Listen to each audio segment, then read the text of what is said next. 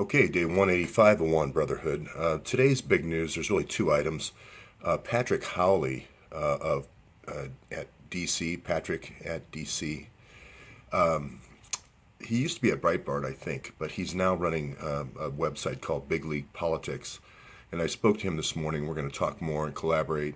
He's seen the Awan brothers, a few of these episodes. So I'd like to maybe shout this out to him in support of his work. A couple of things happened today. He covered a story about Dennis Montgomery. And Dennis Montgomery, if you don't remember, is the guy who had the 900 million phone calls. He had the 600 hard drives. And he was working on a surveillance system for Brennan from the CIA. He wasn't CIA then. And James Clapper. So Clapper figures prominently into this surveillance system, not just for phone calls, but also for satellites and other things. And the other news item is that Andrew McCabe's good friend, Tim Clancy, with Secret Service, has obviously left Secret Service, and now there's a new Secret Service director. So his name is Alice, or Ailes. I don't know how you say his name, is Alles. So I'm going to just briefly remind folks about Michael Rupert. The interesting thing that Michael Rupert said, and this all kind of plays together in a kind of an air, land, and sea surveillance system for deplorables.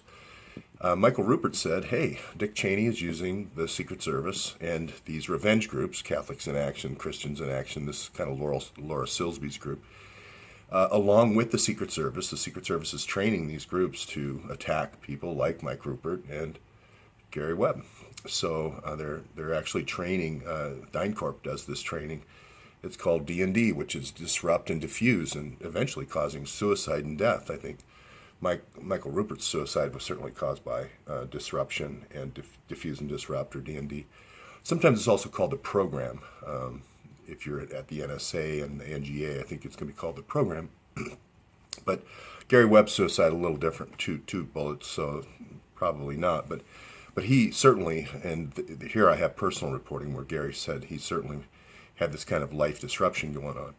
Well, you'll probably remember the Secret Service has recently had a spate of troubles with intruders and so forth, both in the Obama administration and the Trump administration.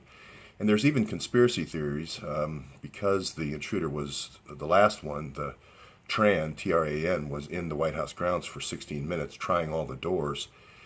And the same day or a day before, a picture of Ivanka's baby was published by the CIA, or excuse me, by the Secret Service. There was a fear that, kind of a Lindbergh baby kind of situation where the intruder was actually, invited in, and it's hard to believe somebody could be on those grounds for 16 minutes undetected and mace the baby.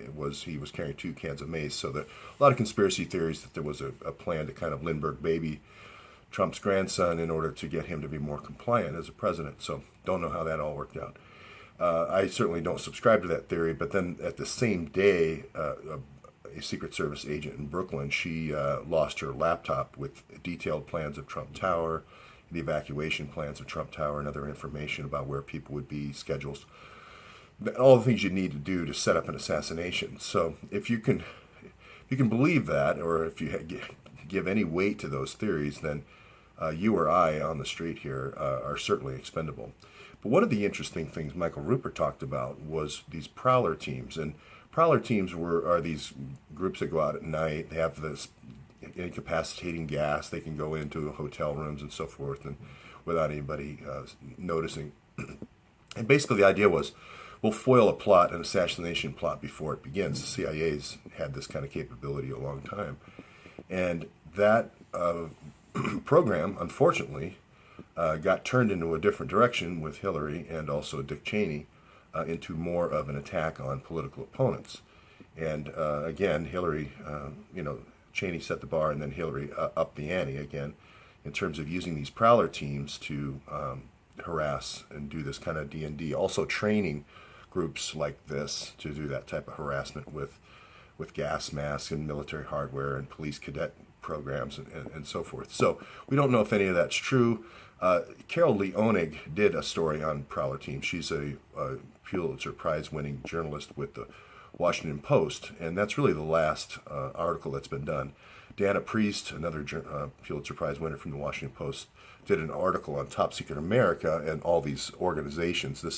There's about 7,000 of these type of private organizations that are trained in these kind of tactics that are currently applied or are currently in the terrorism under the terrorism banner, DHS terrorism program. So interesting. Of course, if you're getting paid for harassing people, if you're getting paid, and your whole group's getting paid, and your family members are getting paid, 7 by 24. It's a good business, and you start dreaming up enemies that you didn't know you had when it's that profitable. So here's this again is Dennis Montgomery. He had the 600 million emails and also 900 million phone calls for metadata. And I'm sorry, I 47 hard drives. So this is probably going to come out because it's currently a federal judge has released this information in a trial in Arizona involving Judge Arpaio. So as I mentioned, Dick Cheney used this 12333 that was executive order that Ronald Reagan did to do this phone intercept. I still believe that the two whistleblowers for Devin Nunes, when he had his meeting on the White House grounds recently, were NGA people out of Springfield, Virginia. So, and I'll get to how the Awans figure into this. But James Clapper was at NGA. He's in their Hall of Fame. He really is a genius. And for just the way he was able to bring geospatial information together with phone call information, emails, all this metadata, along with this ground surveillance, using these ground teams like Catholics in Action or Christians in Action. So, and I'm saying those organizations have been infiltrated. I'm not saying everyone in that organization is involved in that. But if you have been following the series, and I've outlined the Gladio original Eastern Europe program and the Gladio B program that the CIA ran with Gulen, this is just Gladio C, and this started in 1998. There it is. And really, Hillary ran this from the beginning. Here are all the whistleblowers that have talked about various parts of this program. Like I said, the NSA and NGA know this as the program. But anyway, this is really kind of just an extension of the Cy-Hirsch, which is the CIA operation against anti-war forces and so forth. And I think this is the veterans program now. This is just changed into targeting veterans who talk about atrocities and so forth. And that's the 22 veterans a day that are being murdered. How does this tie into the Awans? Well, I think, again, this started out with Hillary, 1998, against impeachment, folks. But it has turned into this program for targeting enemies, in this case Democrats, political enemies, but not only political enemies, enemies of political donors. So that's how you get to 150,000. Now, way back when this program started out with Brennan and Clapper, that back in 2003 there was only 150,000 people being targeted. But with all these phone calls and emails, I believe the number now is the terrorism watch list now is around 3 million. They say it's 2 million, but I actually believe the number is even higher. It's because of the rapid expansion of these private groups, these private security companies. And it'll be like Ace Security or something like that. And they'll be hired through people like G4S or other bundlers.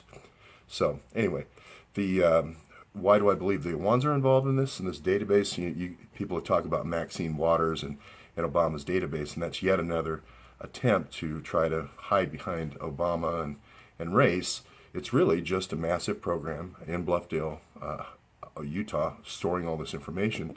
But then you need to maintain a target list, not just general information, but you need to maintain a target list of people, and you need to have operatives. And again, if these are U.S. operatives, it's discoverable. But if you have a group from outside of the United States, you can operate on these people. I believe the Awans are involved. I believe this program's been going on quite some time for targeting U.S. individuals. And again, here is the information, Department of Homeland Security. They have all the information through the fusion centers to run this program, and I believe the Awans are running the program. I'll go into later breaking down how all these houses in the Virginia area and so forth, and all the companies they created couldn't be just created by one person. Now, I'll just start with one. This is the house where the mother was imprisoned. So this is the house where her inheritance was stolen. I put this lady in as a placeholder for the mother. In Pakistan, the rules are you can lightly beat your wife. So their folks are protesting that. But just this one residence, and I'll build out all 12 residences, but just this one residence had 6 companies, okay? 3 of them were mortgage companies for money laundering. The partner was Sam. It was actually Samson, too queer. I mean, so this person obviously never existed. You can look it up. All the tickets, car tickets and so forth, 17 tickets, no license, no registration. Person never really existed. But these are just cutout. These are classic cutout organizations that you would have to run a CIA type campaign. And this goes back to the Cy Hirsch campaign. Again, here at the other location at Hawkshead, we have all the folks coming in from other countries to train on the global information grid, to train in LCC, Lightbridge Communications, which is a front company for Tech Mahindra. Well, Tech Mahindra now bought it, but that's a spying organization from India and Pakistan. So that's it for this morning. I'll go later into how this is kind of a Gladio B, how the 20. This is basically the program for the 22 veterans a day, just to attack U.S. veterans and their families.